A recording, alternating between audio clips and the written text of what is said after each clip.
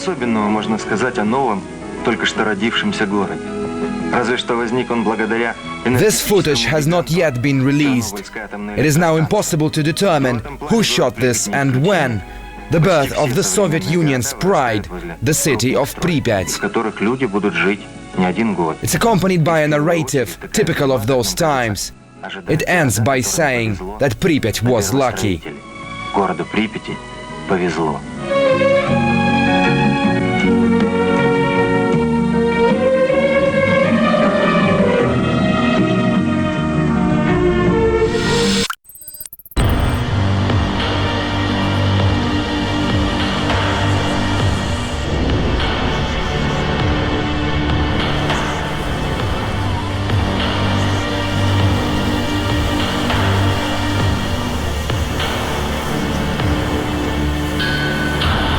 The word Chernobyl became known worldwide shortly after the 1986 blast, but the little town with this name was situated some 15 kilometers away from the station and had a population of just about 10,000 people.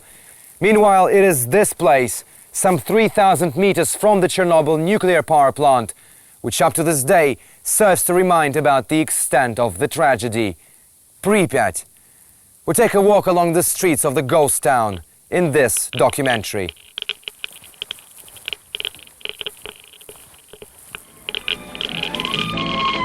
The 1970s. The Soviet Union actively promoted peaceful atomic energy and launched massive nationwide building of nuclear power plants.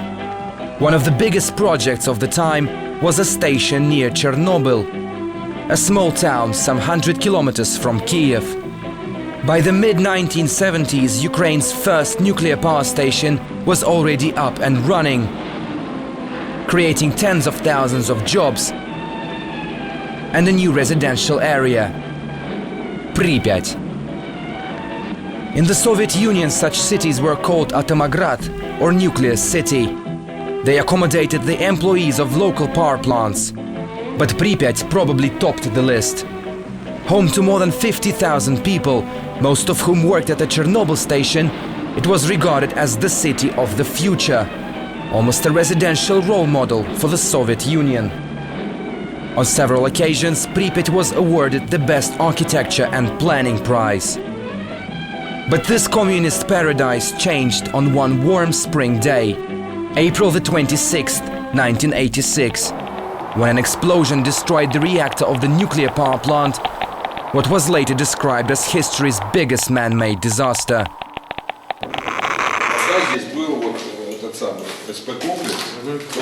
Alexander Esaulov leads us up the stairs to what used to be his office. Back in the 1980s, he worked as the deputy head of the city's executive committee. In a nutshell, he stood next to the mayor. Alexander is the highest-ranking official of Pripyat, still alive. I was involved in city planning. All major projects passed through me. This used to be my office. I don't quite understand, though, who removed all the heaters from here and why, and who broke all of the windows. Do you feel sad about coming here? I was the youngest of all the officials in the region. Of course, those were my best years, and I enjoyed my work very much. It all ended very sadly and suddenly. While the destroyed reactor spread radiation everywhere, Pripyat continued with normal weekend life.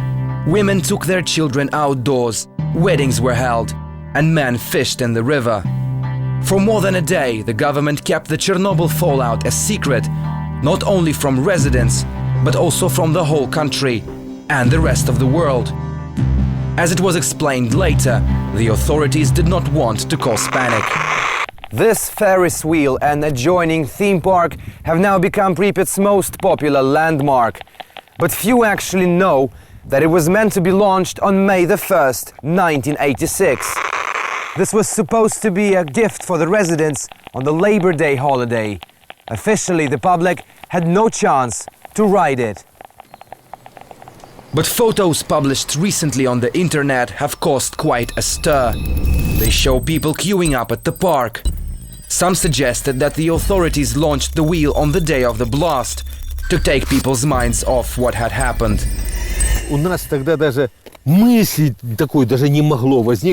It's absolute rubbish. We didn't even have a thought about launching the theme park to keep people occupied. People in the town were calm. There was no panic. But what about those pictures? Well, I remember there was a test run of the Ferris wheel, and few actually went on it. But it definitely wasn't working on April the 26th.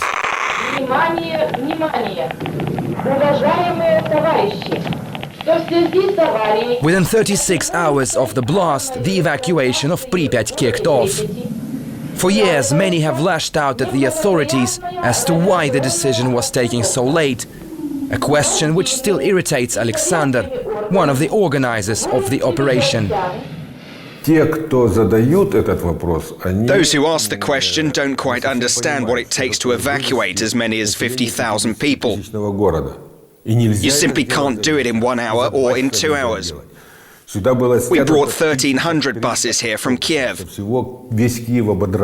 We had to inform people, bring them together, and in the first place we had to understand whether we actually needed the evacuation. Even specialists in the first stages didn't know whether the reactor was destroyed. The same power which created Pripyat, in the blink of an eye turned it into a no man's land. By sunset on April the 27th, the town had been completely evacuated, paving the way for a mass exodus from the whole area. Pripyat wasn't the only place to be abandoned forever.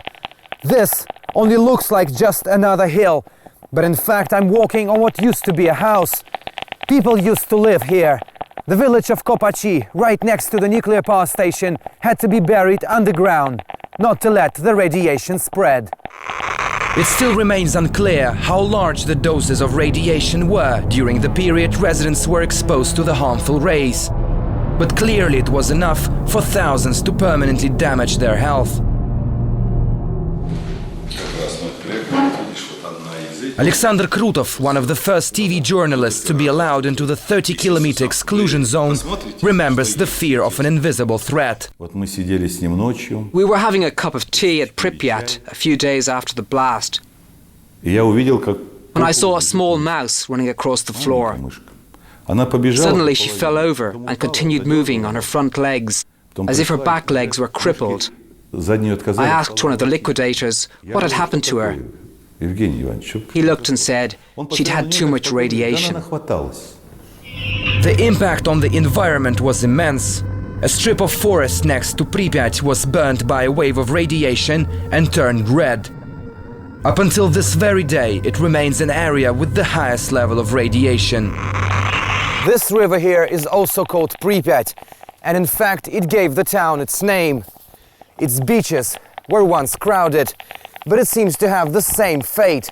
It has become the final destination, a graveyard for these ships.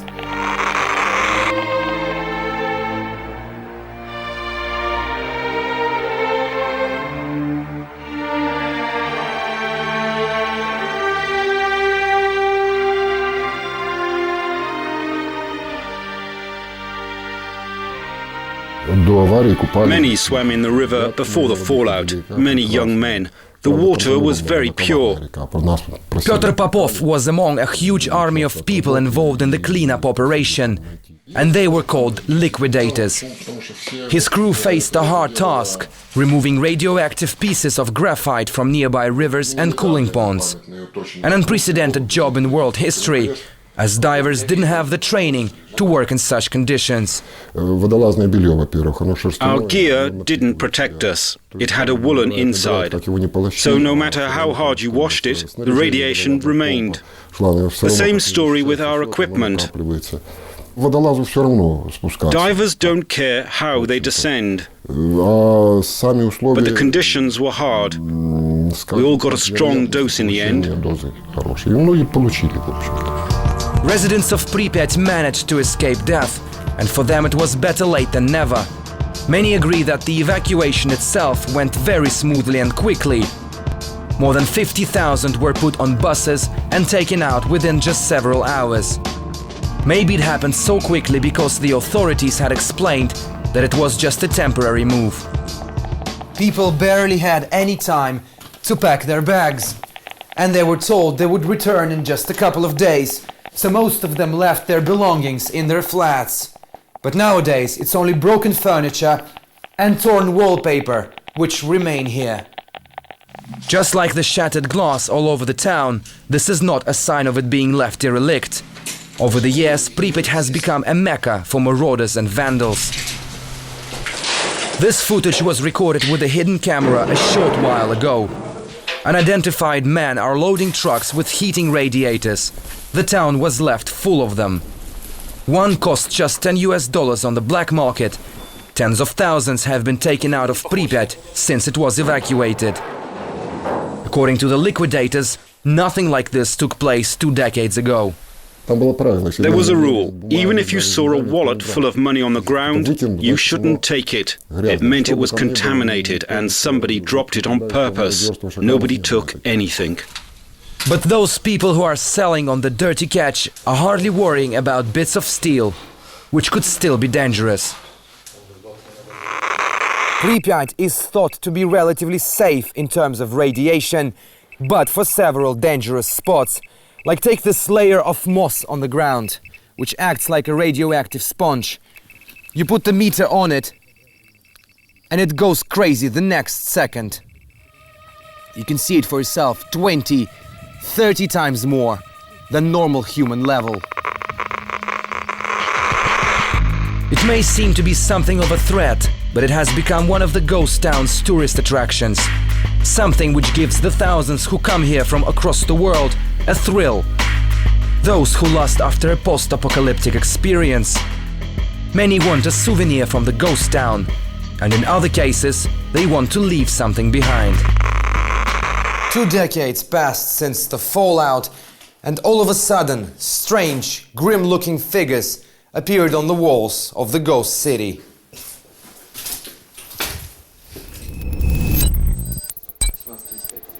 Kostya Danilov was among a multinational team of graffiti artists from Russia, Belarus and Germany who visited Pripyat in 2005 on a special mission. On our way there, we thought we would draw our own concepts, something we usually draw in our cities. But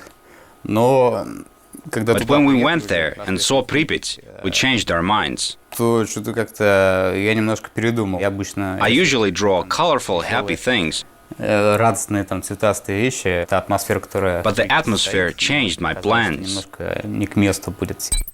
This shadowy figure of a girl in Pripyat's tallest apartment building was his first work. For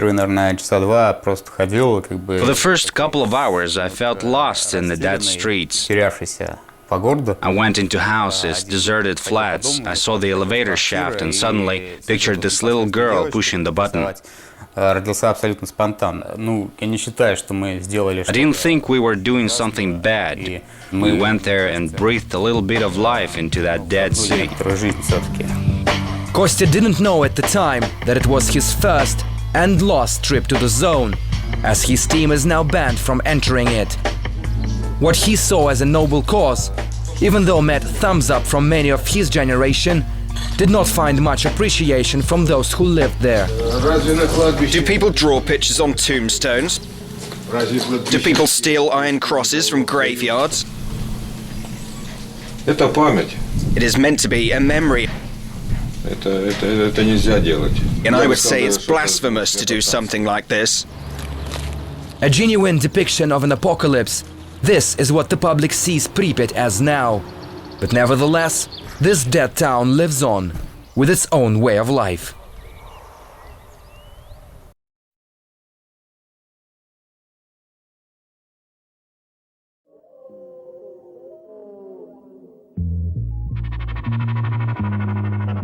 По-прежнему клюет великолепно, грибов в лесу, море, ягод тоже. Я лично уверен, что атомная станция не испортит этих природных условий.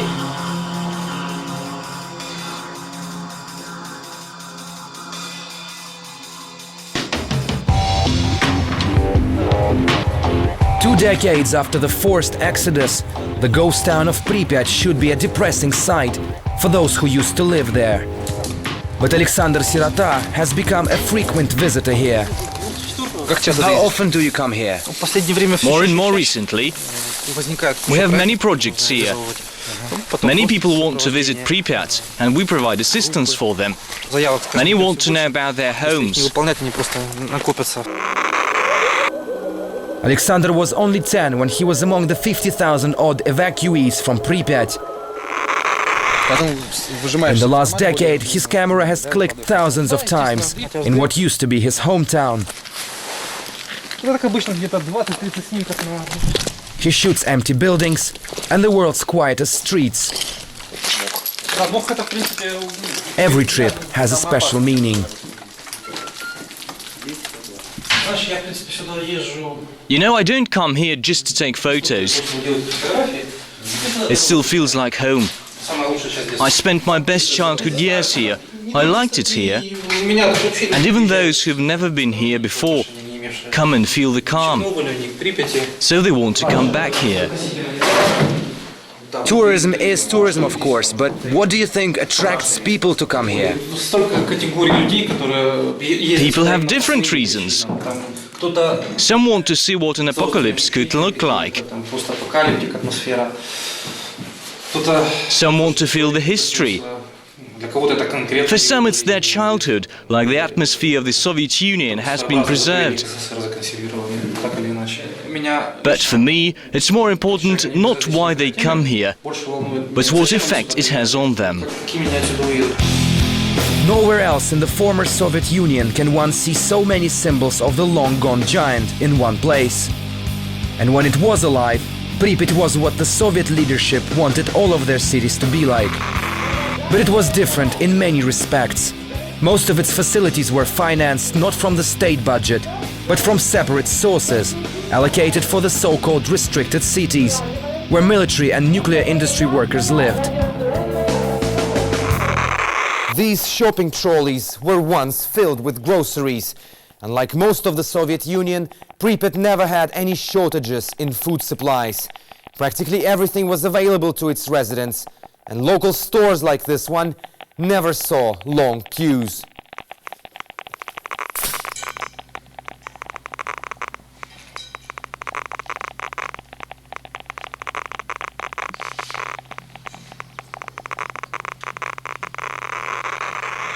The only place which was crowded, though, was this liquor store.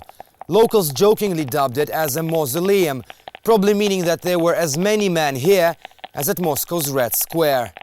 The nationwide anti-alcohol campaign of the 1980s was barely felt in Pripyat.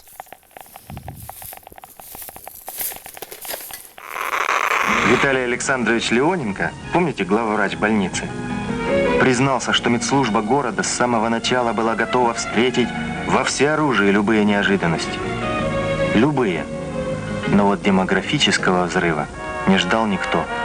Строители города это застало врасплох.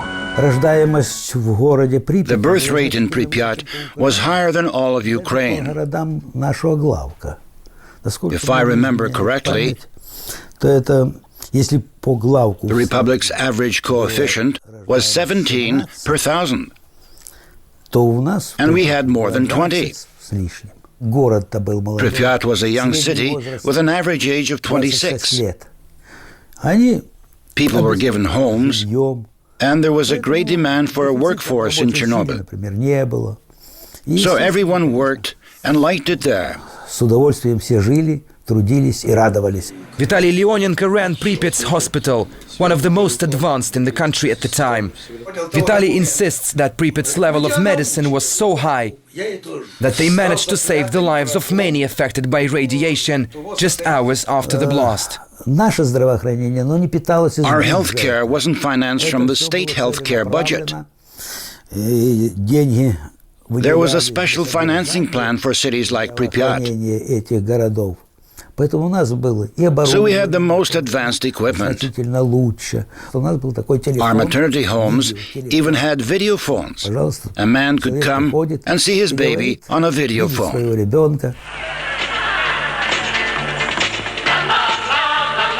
And that wasn't the only thing which Pripyat could boast about. It seemed that the best of the bunch came here, the strongest, the smartest, and the most talented. Alexander took us on the stage of what used to be a local theater. The rotten floorboards and crumbling walls pose a danger to visitors, so this site is no longer open to tourists.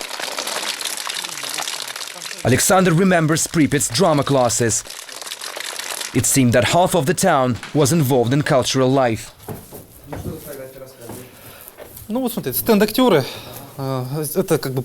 Here's a photo ban of our drama classes and young actors. And here's a photo of our troupe, which took part in the New Year setup. I'm sitting here. I have 1984 written on my hat. Some ask me why I didn't take it home. I say that if everyone takes their belongings, there would be no more memories of our lives here. Back in Kiev, Alexander shows the man who used to live in Pripyat some film footage he took in the city. Andrei Neverov was also a child when he had to leave. After 20 years, it appears to be hard to remember what his once humble abode looked like. What's this room? I don't remember. Oh, it's our children's room. Here's my sister's room. Here's the bathroom. Though I don't really remember what was in it, but I do remember the sofa in the living room. We bought it just a couple of days before the fallout. Alexander has become almost a Pripyat junkie, sharing the same views of the ghost town with other former residents. 8 years ago, he was involved with the launch of a dedicated website, Pripyat.com. Its popularity has grown rapidly over the years, especially after an address book project was created. A virtual Pripyat was created on the internet, so people could leave their contact details in the hope of finding other former residents. It's everyone's dream from Pripyat. After the fallout, fate spread us all across the world, and it became a big problem finding each other. Problem which hasn't been solved. It's an attempt to connect people who live in the US, France, Russia, Ukraine, Peru, and elsewhere. Let friends and relatives find each other. And even if one person finds another, we know we've done a good thing. But the Pripyat.com project is not alone. Organizations like Zemlyaki or Countrymen also unite former residents of the exclusion zone. Most of them have financial difficulties and have to rely on sporadic donations, but they still manage to offer help to the thousands who suffered from the Chernobyl aftermath.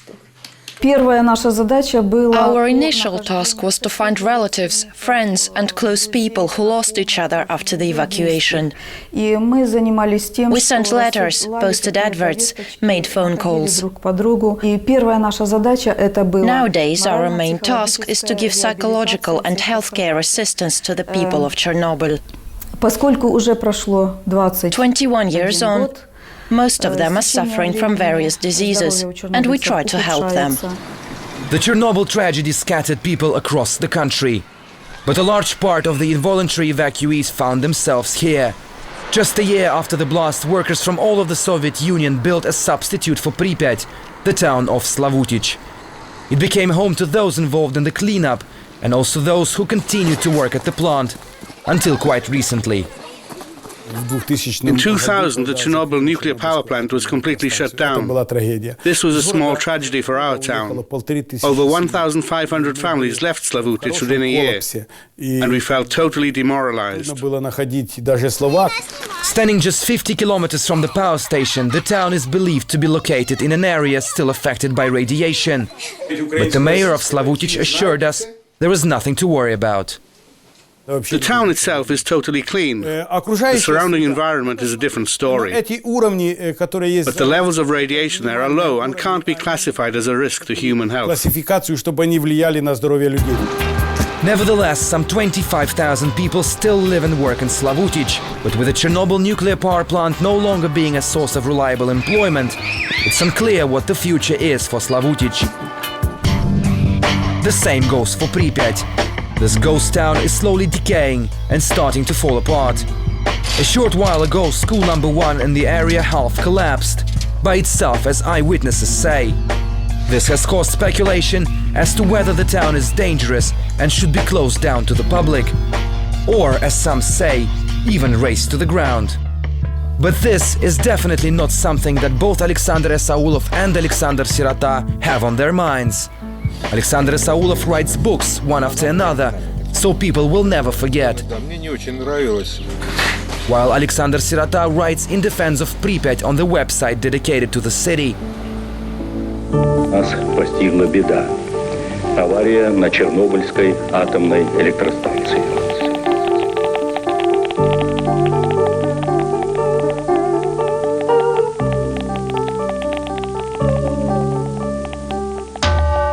Those who in the 1980s called this nuclear city their home believe that it must remain intact for as long as possible, at least as a monument, to make the world realize the high price of human error.